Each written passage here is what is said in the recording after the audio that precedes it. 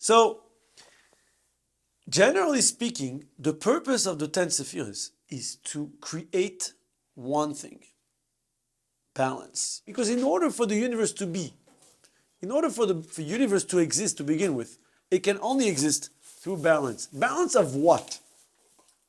Can you balance godliness? Godliness is imbalance, it's completely infinite. Now, can you balance creation? Creation is fully dependent in the creator. What balance are we talking about? The balance is about allowing structure while revealing infinite. God Almighty wants to be present. He's Almighty. He's completely infinite. And He wants to dwell and be present in a finite universe. And that's quite a challenge. And the only way for this to happen is if we have balance between the infinite energy that God projects and the structure that He creates in order for it to happen, to be. So it's in terms of Kabbalah, it's called Orot de Tohu, Bekelim de Tikkun. Lights that come from the world of Tohu, but the ability to create strong vessels in the world of Tikkun. Tikkun means structure, in order to be able to reveal the infinite light. So that's why the purpose of Seder Ishtalshelus, of everything we're learning here, is to create balance. What's balance? Balance means that there is a pipe. Balance means that let's talk about plumbing for a second. What's plumbing? I don't know. It's oiros and kelim. Oiros and kelim. There's hot water, there's cold water. There's water coming in and water going out, flowing out. And you constantly have to have everything. If the pipe, the pressure, the faucet, everything needs to work coordinated. If there's one thing, it's clogging, it's holding it. It won't be able, if you didn't put enough pressure, if you put too much pressure, if you didn't close it tight properly, if you didn't have the right pipe, one little thing is going to affect the entire Seder Ishtalshelus, all of the pipes. Right? So now there's one way to solve the problem of plumbing problem is if, for example, the toilet is clogged and so in the office, what do you do? Instead of fixing it, you put up a sign. Please do not put the paper in the toilet. So instead of fixing it, you put a sign. Please do not flush too much. Please do not use the... No, that's not the way you fix things. You need the balance. But that's the idea, I would say, of what we're learning about the 10 spheres and everything that within. Again, what is balance in the subject we're learning now in Parnasa? Balance means like this. I know that I have the pipes. I have the pipeline. It needs to flow from here. But who's providing it and where is this supposed to come? What's the process? So where am I stressing out here? Where am I putting the dagesh on? What am I being focused, emphasized? Thank you. That was the word I was looking for. Where do I focus the most? On the cup of the color of the cup of water that I'm using to drink, or on the proper faucet to be able to dispense the water in as many ways that I want? Am I choosing the style of the faucet, or I'm focusing on how was the building built and the quality of the plumbing? Now, when you buy an apartment, for example, they paint the apartment, they make it very nice, and there's like you have no idea about sewage, plumbing, electricity. Yeah, you see pictures of the apartment. There's a broker who tells you we just did this, just that. You have no idea. You cannot know, by the way. You cannot know. You kind of trust and believe. By the way, there's no real estate deal that is closed. Nobody buys an apartment knowing that it's bad. No one ever tells you, this is not good, but I'm still selling it to you in a good place. Like, no. When you bought it, it was the best. It has to be, right? We chose the best window. So, again, the balance is what do I emphasize on? Where do I put the accent on? And parnasa, everybody needs parnasa means you have a healthy plumbing system. You have a healthy digestive system. You have a healthy cycle. When we put the emphasis, when we put the dagesh on the wrong things, then we create a clog, a problem. So that's what we're learning here. It's all coming from above. But what's our role here? How much of it do we need to do? When is it too much? Okay?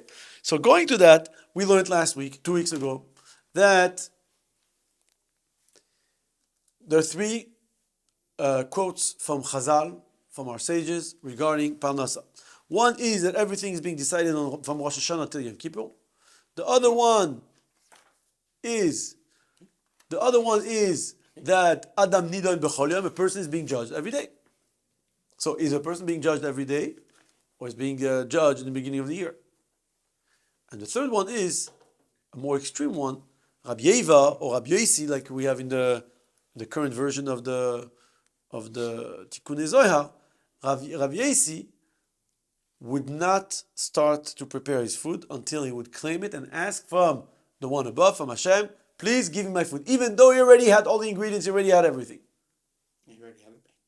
Which is almost like saying, which if we want to fast forward and get to the point, it means like, even when you have everything, you know it's not yours. It's like, it's not only when you fail and you say, Gamzu Letova. It's even when you close a deal and everybody's acclaiming you for being the leader of the deal. You brought us this beautiful opportunity, and thanks to you we closed, and you're making a very high commission on this. So you have all the reasons to feel and think, I made it on my own, and you remember, it's not mine, it belongs to Hashem, please give it to me. Would you please give it to me? We already have it. No, it's not yours. So emotionally, the ideal balance for a Jew is to have the same wave of emotions, whether the deal fails and collapse, or you make the deal. Can you imagine?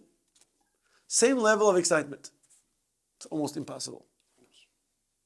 You just closed a $100,000 deal, $10 million deal, whatever it is, $1,000 deal, whatever it is, you closed. You closed. You're very excited, or you're very proud, or you're very happy, or you're very relieved. And you were about to close and you didn't close. And you're still feeling the same. Why? Because neither of these two results belong to you. It's at the third paragraph of Mamar Yutres Perek Aleph, page 259. Perek Yutres, you'll find it over there. מבואר בבכי יצרים, אשר מראש השנה עד יום הכיפורים הוא תיקון וביניין המלכוס דאצילוס, עד שבתפילת נעילה הוא תכליס עלייה של המלכוס, שמסעלס עד דיקנה דאריך אנפין. Everybody understands? Let's continue. I'm just kidding. Okay, so when you start explaining the 10 Sephiros, you can start from the beginning or from the end, because it's called Seder Shtalshalus. It's like a chain. So it's all interconnected. If you understand the last one, you need to understand the last one, you need to understand the previous one. Previous one until you get to the top. Or if you start at the top, you have to, what's the purpose of that first one? It's to lead. And if you start from the first one, eventually you'll get to the last one. So here, we want to focus on the last one, because the last one is Sfiras HaMalchus. When we all understand Sfiras HaMalchus, we understand what's going on before that. So let's give a global introduction again about 10 Spheres. 10 Spheres is about giving balance. Balance comes when you have plus and minus. Plus and minus is masculine and feminine, is giver and receiver. Mashpia and Mekabel, Oiros Vekelim. Right? Sun and the moon. So all this is all the same thing. Okay? So just like there is no, the receiver is fully dependent in the giver. And the receiver doesn't have anything unless he's receiving, correct? So who is more vulnerable here? The receiver or the giver? The giver. The receiver is fully dependent in the giver. Without the That's giver, what you're saying. without the giver, the receiver doesn't have anything. The dependent. So who is more vulnerable here? The receiver or the giver? That was my question. Oh. And you said the giver. Because you said if the receiver doesn't want to receive, then what? The giver is not a giver. Ah. There is no giver. So who is vulnerable here? Not only the receiver, the giver also. It's a two-way thing. It goes both ways. Takes two to tango. Yes. That's why we have Yoiser mima she'abal habayit oise im ha'ani oise im ha'bal habayit. More than what the giver does to the poor man does to the giver. We have in the Bar Mitzvah Maimer a sentence that I love. Ki bilti amekabel mitabed kol peulat hamashpia. Without the mekabel, the entire role of the mashpia ceases to exist. Mashpia implies that there is someone who's receiving. So Seder Shtashos is divided in two because in order for anything to flow through, you need a receiver and a giver. All right? Malchus is the ultimate giver. It's the feminine. Okay? And every sphera is included and composed out of all other spheres because every sphera at the point is a giver and a receiver. The ultimate receiver is Malchus. But in Malchus there is Chesed Sheba Malchus, Gvura Sheba Malchus, Tiferet Sheba Malchus, etc. But in Chochmah also, in Chesed also, there's Malchus Sheba Chesed. In the giver, in the act of giving, there's an aspect of Malchus. Which is the idea, this is my own interpretation, might mean that as a giver I need to admit that my role is to give. That's the Malchus Sheba Chesed. What does it imply? That even if I feel that I'm not getting the proper recognition, for example, or I'm not in the mood of giving, or I was not ready to give that much, or whatever it is, the Malchus Sheba Chesed is kicking in and giving me that understanding that my role is to be Chesed right now. There's a structure, that's the idea. And the structure is divided in the Mashpia, Mekabel, Oyer, and Kelim, which I said, giver and receiver, which is generally speaking, Malchus is the last sephira, which is the receiver, but the rest is all the structure of the Mashpia, of the giver. Okay? So what happens? In order to become a giver, what do you need? We said you need a receiver. How do you bridge between the giver and the receiver? The gap is immense. The gap is huge. Why is the gap huge? Because if you're a giver, you're a different category. You have no connection to that receiver. You have everything, and he has none.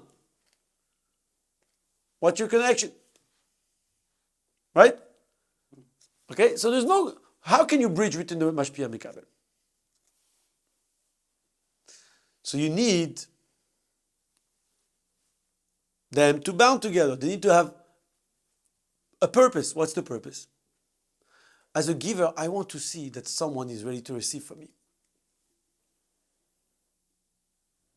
If you are Take, if you are indeed a receiver, show me that you're ready to receive. That's not arrogance. That's what will make me the giver. I have the potential to be a giver, but without you, I am not a giver. Right? So what does it take for me? What does it take for me to become the giver? Not you to give me anything, but you to show me that you are a receiver. Expressing. Which is the idea of Aliyas HaMalchus. Malchus, the lowest of the lowest, needs to ascend and go up and show as much as they can, as it can. The higher Malchus goes, the more it's able to plug in and receive from the receiver. Now, where do we see this? So we have, again, cycles. We have a daily cycle, a weekly cycle, we have a monthly cycle, we have a yearly cycle. And then we have a Shemitah cycle, and then we have a Yovel cycle, etc., etc. All of that is all the same. Sheish Yamim Tasem Melacha, or Teyasem Melacha, or Yeyasem Melacha, depending which parsha you're reading. Right? And then Uvashvi, you have to rest. Shvi, the seventh day, is Sfiras HaMalchus. Chesed, Gvura, Tiferet, Netzach, Od, Yesod, Malchus. Right? What's Malchus? Shabbos. As much as you want to produce, at some point you have to cease from being involved in this world, and there's Aliyah Samalchus on Shabbos. That's what the Chadodi Kaskala and the Shabbos Nekabela. Shabbos Amalka. Shabbos the queen. What's the queen? Sfira Samalchus.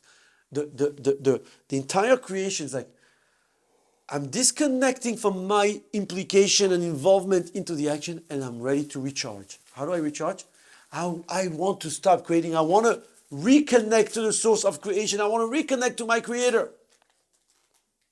How can I? I'm so far. The fact that I'm expressing this desire, the creator is going to come to me and say, you know what? Because you're showing me your desire, I'm coming to join you. We're going together. So there is, you have to take a step. It's called Aliyah Samachus. Mai Nukvin. Mai Nukvin means the feminine waters.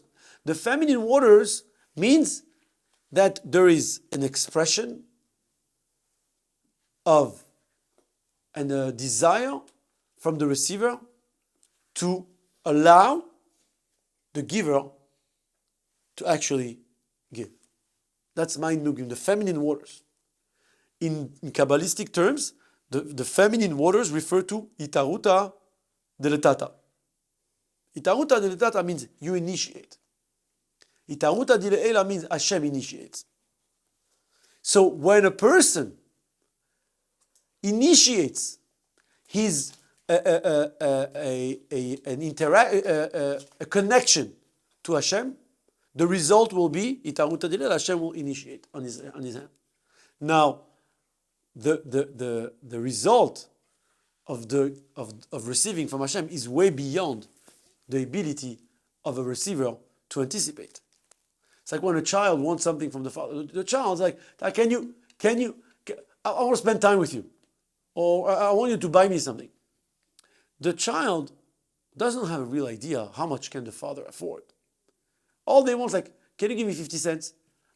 When the father sees that the child wants to spend time, I'm ready to spend much more than 50 cents with you.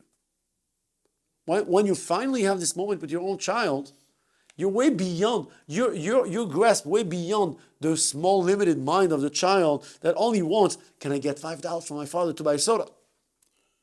That $5. But if only you initiate, I meant the slush with the cream and the stuff on all the garbage on top.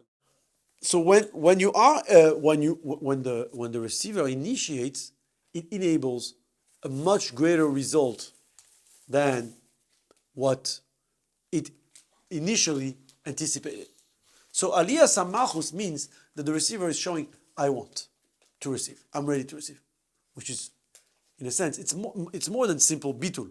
It's more than simple bitul. It's kind of commitment. It's creating a void inside of me in order to allow to receive. Okay? And the cycle for that is Shabbos. But besides Shabbos, we have this every Rosh Chodesh. When the moon reaches the end of it, we don't see the moon anymore. And then the moon is born again. The moon is ready to receive.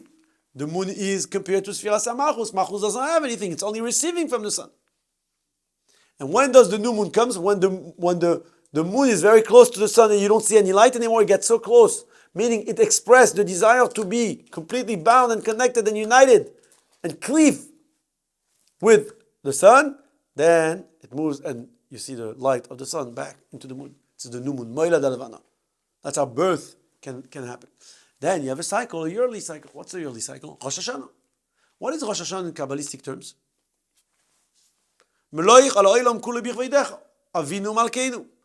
Kabbalas ha-malchus. Proclaim God as a king of the universe. How does this happen? Again, on the eve of Rosh Hashanah, by the last moments of the previous year, the malchus goes up. You know, famous I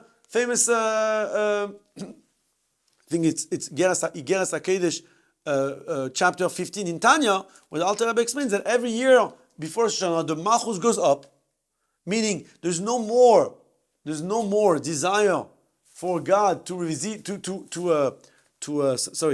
feed the universe, Reanimate with its energy, and that's why the world is in a state of limbo. tardema, sleeping mode. And our job, our responsibility on Rosh Hashanah is to express complete submission to Hashem. And what we do is binyan malchus, to build the malchus again, in order for Hashem to accept to become the king. Okay?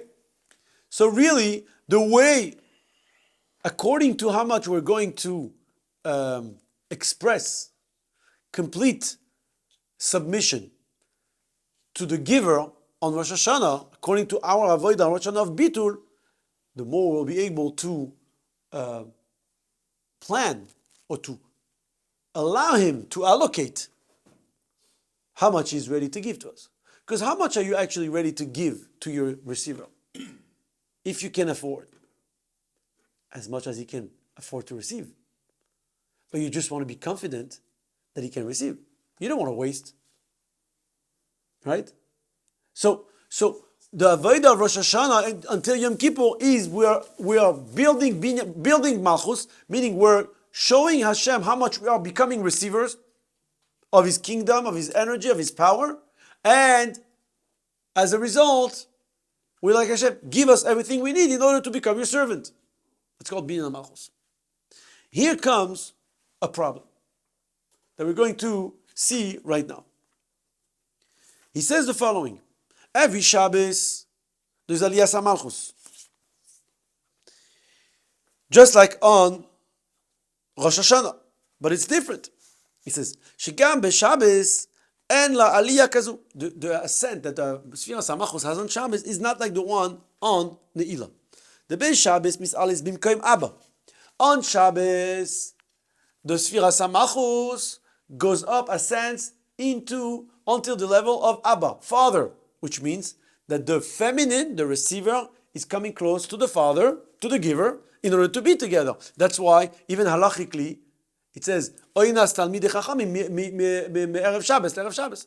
The time to be intimate for a talmidei chachamim, for a talmid chacham, is the night of Shabbos. This is the time where Sfiras HaMalchus is reaching up high to the level of Abba, of Chachma, and to the masculine in order to unite together. But this is only to the level of Chachma. What's above Chachma in the Seder Shtashut? What's the first sphere of the 10 spheres? Chachma. Very good. What is before Chachma then? If Chachma is the first? It's nothing. The Kav, the Chot, there's a bunch of stuff. One thing. Chachma is the brain, is the skull, right? What's before that? There's the crown, the keser. Okay? So even though Chachma is the first Sephira, and every Shabbos Sfiras HaMalchus goes up from Malchus, goes up almost 10 floors. From Malchus till Abba, which is Chachma, that's on Shabbos.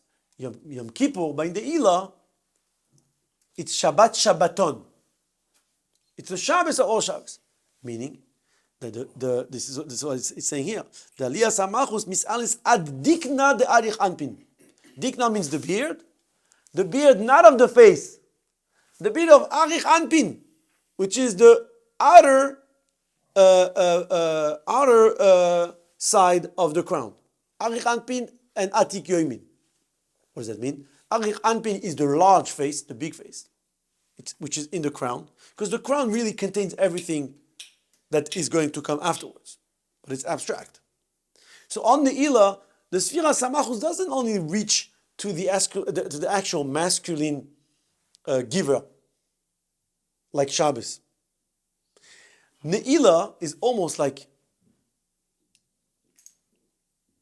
I'm dating again from scratch. Not I'm married and I want to be intimate again. I'm actually dating. I'm looking for a partner. I'm ready for a complete new relationship. It's very different. Shabbos, the idea of Shabbos is like, we're busy the whole week. Now it's Shabbos. We want to be together. So we shut down from everything that is a distraction. And we set up a meal to have a good time together. And we connect. And that's already very exciting. This is Aliyas HaMalchus. Malchus is going back up. Malchus, what is Malchus doing? At the end of the day, we said Malchus is the receiver, right? What does a woman do when she's receiving? She's giving. So what does Malchus do? Sheshes Yamim during 6 days. Giving to the next world, to the next level. What does the wife, what does the mother do at home the whole day? Giving. And one time, one day, one moment of rest and reconnecting with my husband. That's Shabbos. Sfira, Ne'ilah, the Aliyah Samachos of Ne'ilah is much more powerful. It's not that we're married, we're both busy the whole week, and Shabbos, we need a break. No. What are we doing together? Are we even interested to continue this? Right? I tell people every time there's a conflict in the relationship, in a Shalom Bayis, it's an invitation to raise the level of your relationship to a new dimension. It means you have expired this level, you mastered, you're done with this, you're looking for more. You're looking for better. Yeah, you're looking for better. And you don't know how to get there, so there's a challenge. You're breaking through. Right now you're breaking through. It's not going. It means you need to break that shell in order to discover something new. And if you get stuck here, you're just too short-term vision, limited. You're seeing too short and not seeing the opportunity behind it. So you're getting very frustrated. And you keep on bashing and reminding about but last time I told you and this and you did this. You said, no. It means that my communication level expired. It's not working out. So every Shabbos, we try to refresh from the busy week. But we're still on the same frequency, more or less. Comes Rosh Hashanah, it's a new year. Binyan HaMachos. The Machos is in a sleeping mode, no longer interested in being involved in creating the world. No longer interested in being in this relationship. I want more, I want better, I want something new dimension. That's why it says many times, I know this shiur is fit for Erev Rosh Hashanah, but this is what we're learning now, and it's applicable, and you can watch it and listen to it after, and etc. It says every Erev Rosh Hashanah, the Rebbeim would go into a private room with their Rebbetzins, with their wives, for a few minutes and have a conversation. And nobody knows what. And the Rebbe says that this was part of the idea of Binyan HaMalchus. That before Rosh Hashanah, you have to build a Malchus, and the woman is Malchus. That was there's something going on then. Which could be, again, this is my own interpretation of things, like, what are we up to for next year? And another thing that is very interesting, it says that every year, I think the Rebbe says it, but all the Rebbe, I don't remember the exact way it's quoted, but every year there's an idea to add a new Hidur Noisaf. A new Hidur means to take up on yourself before Rosh Hashanah. Why? Just pressure? Just to feel more clean for the judgment? No. It's a new relationship. Whatever you were up to till now is no longer valid if you want to renew the vows, like they say. So you need to take something new upon yourself. And I remember there's a story of the Rebbe that told the Shliach was asking the Rebbe how can he keep his community alive and motivated. Someone from England, obviously, it was someone from England, so people are not naturally excited and motivated. And the Rebbe said, one of the ways to keep a community alive and motivated is that every year by Rosh Hashanah you decide on a new project for the year. And you announce it. So we're looking forward. This year, this is the accomplishment we're looking to achieve. Even though you're doing all of the work that you're supposed to do as a community leader, every year there's a dagesh on something specific. Why? Because you're up, it's an invitation to something new, something bigger, something greater.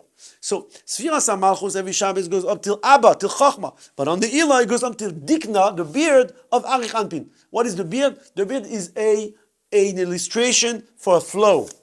So Dikna means a large flow. Okay? Of Arich Anpin, of Keser. ורק זו, sorry, the Beis Shabbos מתעלית במקום אבא, ורק זו אוילה עד הדיקנה. On Shabbos, Malchus, what happens? Malchus is the lowest one. Every sphere, once there is that's what we say, Ya'aleh v'yavoy, on Rosh Chodesh. Ya'aleh v'yavoy v'yagia, right? Every Shabbos, every Rosh Chodesh, והיה מדי חודש בחודשו, מדי שבס בשבוסי, יבואו כל בשר להשתחווס לפניו אמר השם. Well, every Shabbos, the neshamas have an aliyah. When the neshama have an aliyah, what happens? Malchus is an aliyah. So the sphera above it also has every sphera gets uplifted. Right? So what happens on Shabbos? It says Malchus reaches up to Chochmah. Where does Zeir Anpin reach to? What's Zeir Anpin? Zeir Anpin is Chesed, Gvura, Tiferes. The emotions. They also reach a higher level. So Zeir Anpin reaches till Keser on Shabbos. But Malchus reaches till Abba. On the Ne'ilah, B'Ne'ilah, the Yom Kippurim, page 261, Oila ad hadikna umikabeles sham hey gevura is the atik yomin. On the Ne'ilah, what happens? Malchus doesn't only reach till the level of Chochmah, but it reaches till the level of Dikna of Arich Anpin. Dikna of Arich Anpin is the beard of the Keser, means the flow of the Keser. Over there, it's a complete bold, rough, abstract energy. Meaning, it's up to a new category of new type of energy and revelation. And what happens during the Ne'ilah? And remember, the Ne'ilah is the climax of the year, because this is when everything is decided. What happens then? And there, it is receiving the 5 gevuros of Atik Yomin. What is that? וזהו דעניין החויסם דנילא יום הכיפורים, שהוא עניין החמישה גבורס דעתיק יומין. This is what happens on Yom Kippur. You know what happens on Yom Kippur? The revelation of the 5 gevuros of Atik Yomin. 5 gevuros, what is gevura? Severity. Right? The Ne'ilah is a time of severity. It's a time of intensity. But it's a time, צריך להבין.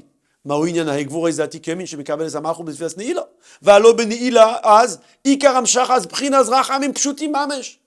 This is the time when we say this, י"ג מידות הרחמים. השם השם כל רחום וחנון נלך אפיים ואבחן. This is the time of mercy. Who brings you severity, discipline, structure? What are you talking about? וכמיים הרבויסינו זיכרונם לברכה להקיטלק חכמים סיידין פסיקתא דרב כהנא פרשה ולקחתם לכם הסליחה מופקדת אצלך מראש השנה עד יום הכיפורים. That the teshuvah is pending by Hashem from the beginning of Rosh Hashanah till Yom Kippur, and by the end of the Ne'ilah, this is when Hashem is actually approving the teshuvah and the forgiveness. It's not a time of gvura, not a time of severity. The Yom הכיפורים בכלל הוא בחינת רחמים פשוטים. What's Yom Kippur? Why do we dress white? Because we're all like Malachim. We don't have Yetzer Hara. We don't eat. We don't sleep. We don't drink. The Satan has no ability to accuse. I'm not talking here of Gevura on Yom Kippurim. ובפרט באס נעילה. שאז הוא בחינת תכליס הרחמים ואס רצון. It's a רצון. It's an auspicious time of connection and proximity and intimacy. Intimacy with HaKadosh Baruch Hu. What's Ne'ilah? Ne'ilah means we are Noel, Ne'ilah, Na'ul. We're locking, sealing, which means also not only locking the case, but sealing the door. Nobody can come in. It's Yechida liyachadach. Only me and you together, nobody can interrupt. We're finally in room. We're in bed together. This is severity? This is Hekvuris? ואם כן, מהו עניין החמיש הגבורס שמקבלת אז? וגם מהו עניין החויסם? What do you mean seal? It's not a time of sealing, it's a time of giving. Acha inyan hu, that will continue next week.